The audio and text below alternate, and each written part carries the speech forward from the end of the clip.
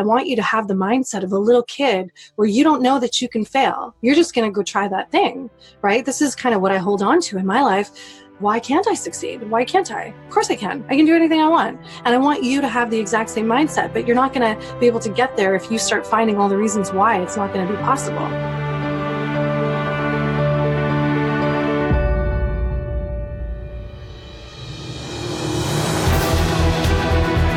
Welcome to the Thriving After Divorce podcast, where you learn the secrets to reclaim your life and turn your breakup into your breakthrough. Transformation expert, internationally published author, and online show host Tanya Marie Dubé will help you quickly pick up and move on as you tune into interviews with some pretty cool experts from around the world, showing you how to live your best life after divorce. If you're ready to learn the skills to finally put your divorce behind you for good, dig down really deep, and step into your highest self, then you're in the right place. Here's your host, online educator and mom of two, Tanya Marie Dubé. Hi, everybody. It's Tanya Marie Dubé, and you are listening to the Thriving After Divorce radio podcast. Thank you so much for being here today. I am always so thrilled to start your week with you. Today's episode is all about feeling isolated, broke, and freaking out about the future, something that all of us have had to do at one time or another going through this divorce or separation. So, in my opinion, there's very little worse than feeling like you can't relate to other people, right? And that you're stuck and you're drowning in fear about everything, what's going to happen, what has happened, what the future looks like. It's literally a rabbit hole that there's no point in going down. Instead, though, you can work on listing what your goals are and the steps it's going to take to get there. Now, this makes me think of something that used to happen to me a lot. I used to be terrified about money. Everything revolved around money. Not having enough money, not knowing where it was going to come from, how long it would last. But somehow, funny enough, the money would always show up when I needed it. It's funny, right? So if I needed $160 for something, for example, somehow it came. Somehow I made that exact amount. Now, this isn't going to be an episode about the law of attraction, but I will say this. If your mindset is that you have no money, then guess what? Good luck helping your brain find ways to have more money, right? So the things I've done to find money, I've sold every single thing I didn't need so that I could take a class with someone or work with a coach or take a class that I desperately needed to learn a new skill. So I have walked into bars and convinced them to hire me on the spot so I could earn the tips that come with being friendly and positive and quick like I am. I once stalked a vice president of a company for a week straight to hire me, meeting him with a coffee in front of his office building and using the time to walk from outside on the sidewalk to the elevator to ask him everything I could about him and why he loved the work that he did. And then I didn't let him go into the elevator without saying, "Can you see how great we would be to work together? I'm free to start right away." That literally happened. And I would use charm and smile as the elevator doors closed. So yeah, I got that job, right? I could make people laugh. It was probably annoying at first, but I really was persistent and I knew the background of the company that I wanted to work for. And I wanted to work for this particular person. So, I mean, I hated office jobs. That's a whole other story. Trust me when I say I'm made to be an entrepreneur, but that doesn't mean that you can't use the skills that you have to get yourself out of a situation that you're in, right? And don't forget you have them.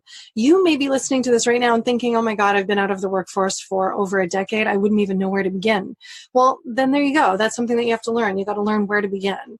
Mindset is everything, right? So I've heard people talk about having a broke mindset. What does that mean? That's exactly what that is. A broke mindset means that the conversation around never having enough money is real. You're always talking about it. So you're sending this out into the universe. Never have enough, never have enough, never having enough opportunity, never having enough time, never having the right friends, not knowing the right people. But we will find time to watch reality shows like Real Housewives. Yes, I love Real Housewives. Don't judge me. And we will find the time to do things that we probably shouldn't be spending our time doing, like partying or going out with our friends too much or whatever it is. Whatever age you are, wherever you're spending your money and your time, something has popped into your head when I say doing something that we probably shouldn't be doing, right? We will find the money to buy wine of course we'll find the money to buy wine. So it's not that the money is not there, and it's not that the time is not there. It's that we let these fears of not being enough get in the way. And then we make excuses, and then we justify those excuses. And of course, if that's what your mindset is, then you're going to find a way to validate every single thing that happens in your world to bring you back to being right. Follow me? So taking it back to the jobs that we don't like to have, we will find the time to go to interviews and find a crap job that we don't even like. And maybe that job is comfortable and maybe it pays the bills, but are you really waking up every morning doing somersaults because you just love the crap out of your life in this job? I mean, I don't know, maybe you are, but I doubt it. I doubt it on so many levels, because if you're going through a divorce or separation, making that bad decision, I don't even want to say bad decision, but making the decision to be with someone who wasn't good for you, chances are you were making other decisions in other areas of your life that weren't good for you too. And I'm just saying that if you weren't pursuing your heart, weren't pursuing the one thing that you wanted more than anything in the world, you probably filled up your life with a lot of things that don't matter, right? Does that make sense? I hope you're following me with that. So I don't know. I want you to know that you could have the job that you want. You could have the job that you want. And I used to be a headhunter. I was a headhunter for a total of 4 years, different times, in both Canada and the United Kingdom. And one thing I've learned is that most companies want people who want to be there, who know about their company, who have followed them, and who want to grow inside of that company. But instead, most companies are filled with people who are interviewing just because there's a job to be had and a need for a person to fill it. So I can do a whole episode about how to find a job that you love if you want it. I mean, email me at info@tanyadubé.com and let me know. When you have a job that you love, you're not afraid to see where you can go inside that job. You have the confidence to ask for what you want, to be heard, to be seen, and you want to be a part of the culture of the company. If you've never experienced that before, or maybe never even thought about that before, then you're going to want me to tell you how to do it. So I've got loads of free Uber car rides here in Canada because of what I share with drivers about finding work that they love. And, if we're going to be honest, I also got a lot of free food. People want to know this information. So like I said, email me at info@tanyadubé.com if you want me to do an episode about that. So now let's go back to what I said in the first few minutes of this episode. Instead of freaking out about the future, let's instead work on the goals that we have and how we are going to achieve them. So make a list of what you want to do to grow and what you need to do in order to get there. Whatever goal you have, you can have it. I want you to do some visualizations here. I want you to think about a year in the future and think of yourself now having that thing that you really wish that you had. I always shoot big. So let's just say that you wanted to be a screenwriter and you had been a writer for a little while, you dabbled a little bit in it, you have some training, but most of it is because you just did it.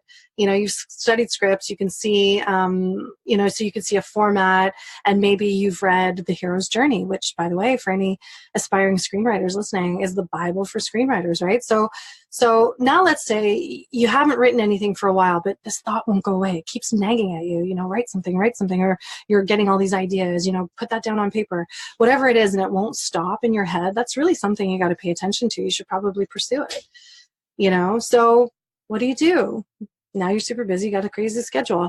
You need to read The Hero's Journey for starters, and then you need to write a spec script. So that's a script that shows showrunners that you can actually write. So pick a show that you love and write a script that can fit into any season, any episode, edit it, work it, make it shine, then write a feature film, any genre. Just do whatever is pressing in your heart and get that creativity out of you. And then you edit the heck out of that. Then you do the legwork. Who do you know who knows someone, anyone that you can talk to about this? Writing teachers always know someone. Other writers always know someone. Find out where all the writers hang out in your city, or online. If you live in a small town, you don't have access to that, but you want to find a way in. Now, if you meditate on it, I promise you the answers will come. They might not come right away, but meditate. Get into that space of opening yourself up to possibilities. Don't shut yourself down before you even get started. I want you to have the mindset of a little kid where you don't know that you can fail. You're just going to go try that thing, right? This is kind of what I hold on to in my life. I mean, why can't I succeed? Why can't I? Of course I can. I can do anything I want. And I want you to have the exact same mindset, but you're not going to be able to get there if you start finding all the reasons why it's not going to be possible. Yes, there are a million other people wanting to do what you do. Who cares? Who cares? The persistent people always win, right? The people who are dedicated to it always win. Trust me when I say that. People who are not really in the love of the game, like they don't really love it, will fall off. And then who's going to be left standing there? The people who are persistent, who are dedicated and showing up all the time for themselves, which means you're going to be taking classes, you're going to be learning, you're going to find all the free information that you possibly can online. If you have no money, right? You're going to do this and you're going to figure it out. But you can't tell yourself you're not going to be able to do it. And for the love of God, while I'm on this topic of starting something that you really want to do not talk to anybody who doesn't have what you want. Don't do it. People who are settling in life, or they're happy with whatever they've got, even though they haven't pursued their goals, they are fearful. Those people will all give you all the reasons why you'll fail. So don't talk to those people. If you do want to be a screenwriter, like this is what we're talking about right now, if you do want to be a screenwriter, then find a screenwriter to talk to. Find someone who's making it, who sold a film, or someone who's like greenlit their TV show or something, right? But you don't go to the dentist to talk about, a foot problem, right? You just don't do that. There's no point whatsoever. So just keep that in mind. So you want to find an end. Like I said, if you meditate about it, the answers will come at some point. You're going to make phone calls. Everybody thinks that making a phone call is completely out of the question, so nobody does it. You can make anything happen that you want to happen, anything.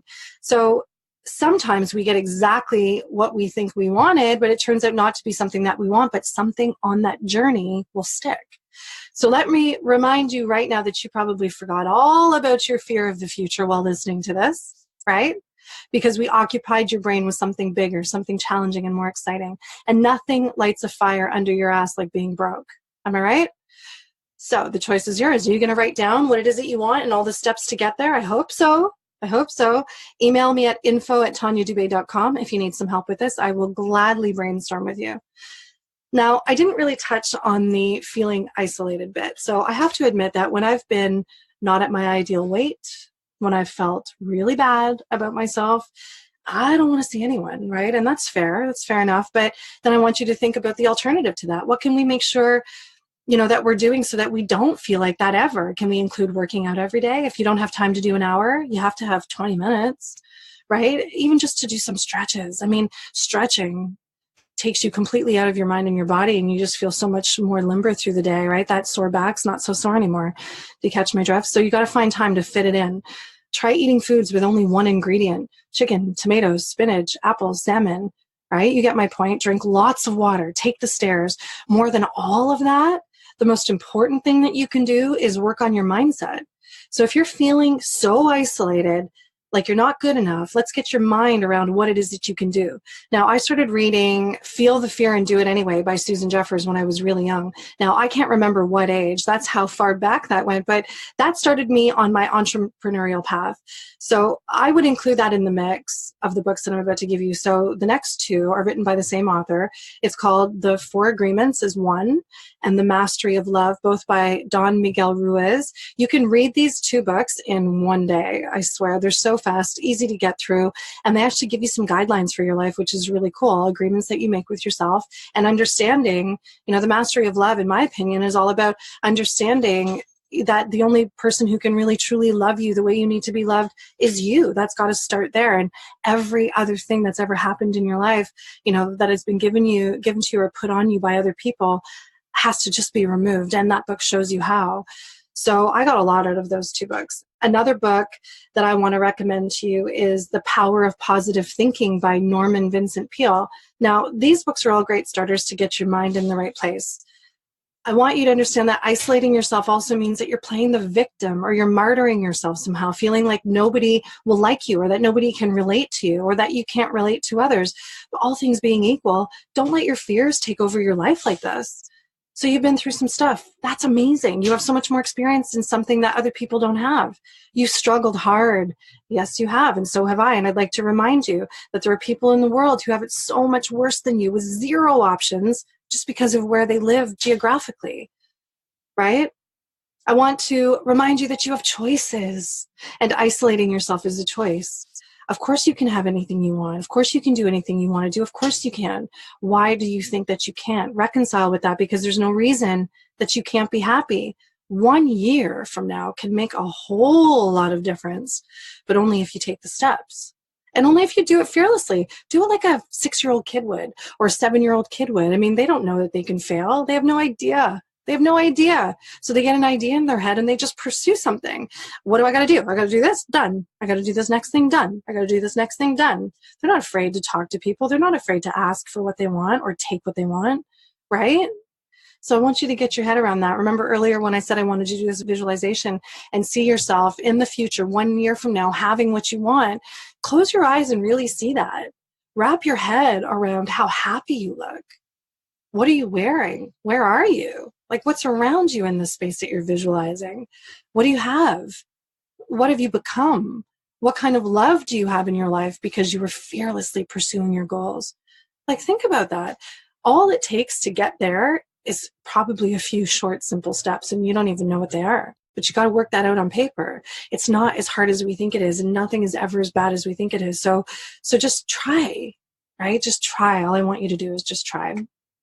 Okay, so go to tanyadubé.com/sign up and download a freebie that I have for you. It's called the Divorce Recovery Starter Kit, and it's a guide comprised of 3 must-have tools that every newly divorced single mama must know. So even if you've been divorced for a while, I've got some cool exercises in there for you, some ideas to boost your kids' self-esteem, and ways to deal with your narcissistic ex if this applies to you. Again, it's tanyadubé.com/sign up. TANYADUBE.com/sign up. So thank you so much for being here with me again today. Again, I'm Tanya Marie Dubé, and you're listening to the Thriving After Divorce radio podcast. Please don't forget to like, comment, review, and share my podcast. As you all know, I have a goal of reaching over 1 million women, and with your help, I can do this. So let's see you next week. Same time, same place. Bye.